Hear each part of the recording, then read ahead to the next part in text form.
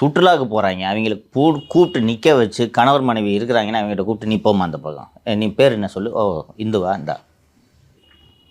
இதை எந்த நாடு வேடிக்கை பார்க்கும்?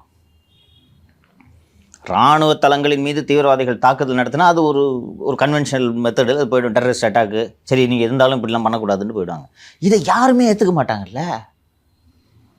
ஸோ அந்த வகையில் பெர்செப்ஷன் வர இந்தியா வின் பண்ணிடுச்சு. இப்போ பாகிஸ்தானுக்கு போவோம். நம்மை போலவே பாகிஸ்தானும் ஒரு நாடு. அந்த நாடு அவர்கள் மக்களிடம் என்ன சொல்லி கொண்டிருக்கும் என்றால், காஷ்மீர் நமக்கு சொந்தம், அதை பிடிச்சி வச்சுக்கிட்டு இருக்காங்க.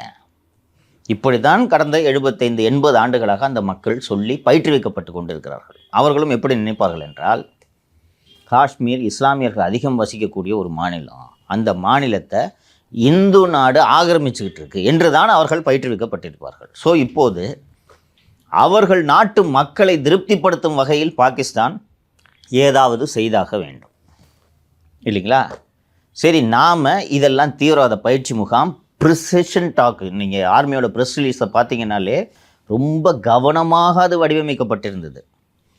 துல்லியமாக தீவிரவாதிகள் முகாம்களை கண்டறிந்து நாங்கள் அதன் மீது மட்டும் தாக்குதல் நடத்தினோம்.